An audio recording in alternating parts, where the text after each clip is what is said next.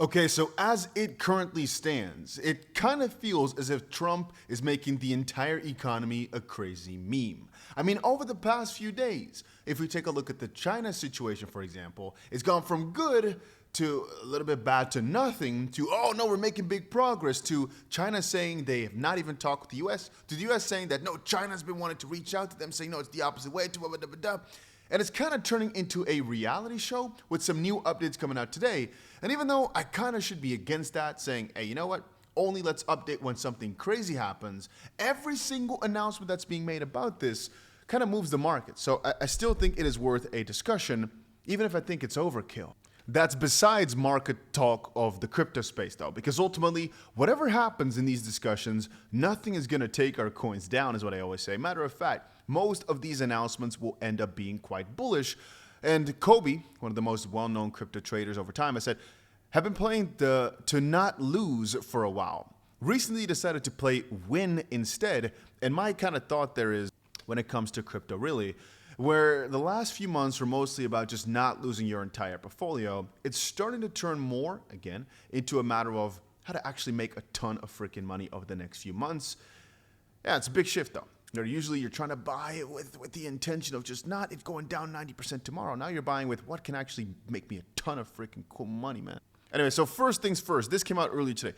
President Trump says the US negotiated a total reset with China during trade talks. But actually, some of the announcements of recently from Trump have been absolutely wild too. I mean, with regards to India, now with regards to Russia. You can just read the post here for yourself. Trump urges them to meet for peace talks, just like they were kind of talking about yesterday with regards to India and Pakistan. Now, again, over the past hour or so, for example, Treasury Secretary Scott says the U.S. has made great progress with China. Just before that, the White House said that China was very eager to reach a trade deal. More trade agreements could be announced later this week. And actually, if we're talking about this week, there's quite a couple of key events happening that I shared over on my Twitter. We have the CPI inflation data, OPSEC monthly report, April PPI inflation data, retail sales data, Fed Chair Powell speaking on Thursday, Michigan consumer sentiment on Friday. Markets also watching for outcome of U.S.-China trade talks this weekend. And if you're actually, worried or wondering when exactly an update is going to come out of that, well, he just gave an update that more details will be given tomorrow. So if you've got some positions open, well, just realize that whatever's going to come out of this could literally wreck us or make us within a day. And what I mean with that is right now, every single time an announcement is coming out, it moves the market. And every single time they're saying they're making progress, it's kind of like a little poke, because to some extent you think, oh, that's amazing, right? But kind of Trump has been leading us to believe that the results are going to be amazing from whatever talks come out. So every time they say, oh, things are doing well, theoretically speaking, that's a little jab in the direction of, but maybe it's not, because the more positive you keep adding, it's good if the end result is also positive.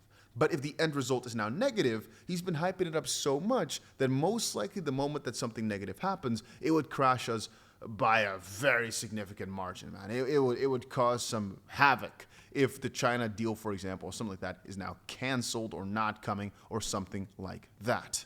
And not only because of only Trump's words. I mean, even at the end, the connections are just wild. S&P 500 companies are materially exposed to China's economy. The S&P 500 companies have generated $1.2 trillion in revenue selling to Chinese consumers over the last 12 months, according to Apollo. This is 4 times more than the total U.S. trade deficit with China.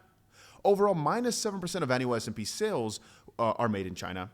If the U.S. decouples from China, it would result in a material drop in S&P 500 earnings. An immediate U.S.-China trade deal is needed, or at least one as quickly as possible, to basically save. I just now, by the way, from Trump found the Full Truth social post. He said, a very good meeting today with China in Switzerland. I always like to do the hands when I talk about Trump, but today let's skip that. Many things are discussed, much agreed to, a total reset negotiated in a friendly but constructive manner. We want to see, for the good of both China and the U.S., an opening up of China to American businesses, great progress made. Interesting, actually, to kind of think about this from the perspective that what if we see more U.S. companies in China? But on the opposite side also, I'm being highly skeptical because, well, the last few times Trump said they've been meeting, China said they hadn't even had a meeting, they have not been talking. And so when he says now it's been great, you do not know if it's just him hyping us up or if something actually happened in a positive sense. Now, putting that all aside, talking about the crypto market, we are in a very interesting spot.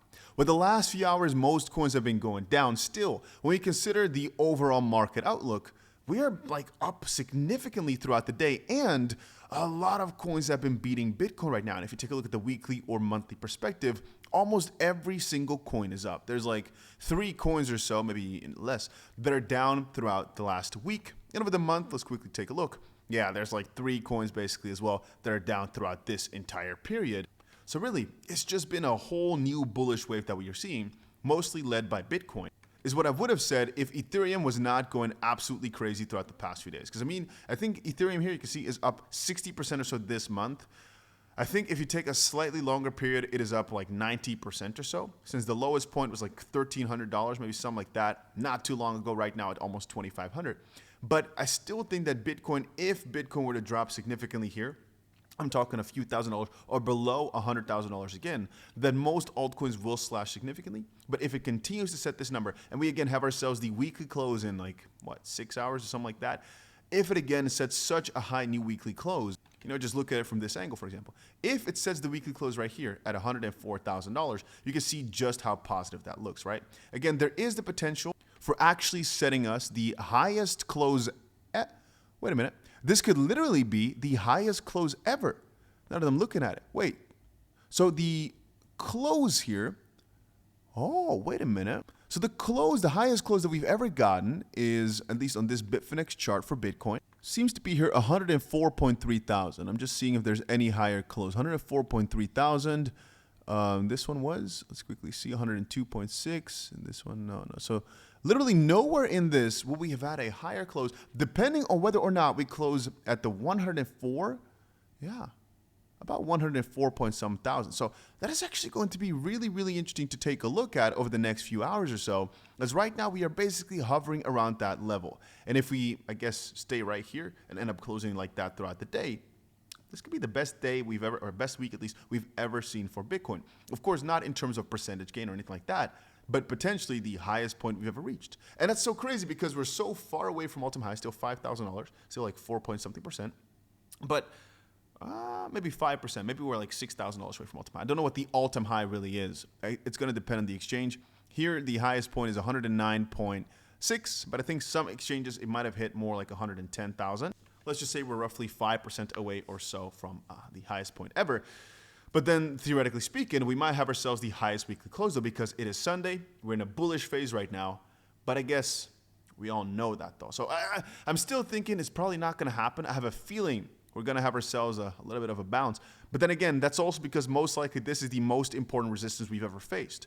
Like for the history of Bitcoin, this will be one of the most interesting points ever. So pay close attention over the next few hours. I just wanted to talk about Trump, but I realize now that this price level is so significant, we should be watching this carefully, man. It's just a few more hours, like I believe 5 or so more hours until this is going to close. And it could be the highest level ever. So pay very, very close attention to that. Because this will decide what every other altcoin is going to do most likely. I mean, for Ethereum, I'd like to talk about the fact that it reversed and is doing well. But we're not even close to an all-time high at all. And most altcoins aren't either. And at those levels, where most altcoins are still down 50, 60% from its all-time high, the all-time highs, Bitcoin is still king, right? I would say, if I were to choose about buying something, I like to refer back to Kobe's quote saying, I'm not really looking for not losing money. I'm trying to make money here in this market. But my counter would be that Bitcoin still sets the tone. Whereas in a crazy altcoin season, Bitcoin can go down and altcoins can still rage on, rage on, rage on. But today will mark the day where potentially that shifts. Because again, if Bitcoin sets a new all-time high in terms of the weekly close, it could be that altcoins now are just have free reign to go start going 40% plus every single day. Very, very interesting to watch. Yeah, pay close attention to that. Pay close attention to Trump's announcement tomorrow. Perhaps we could actually see some more movement depending on what Trump's going to say on his socials over the next few hours. That could actually decide whether or not we get this highest close.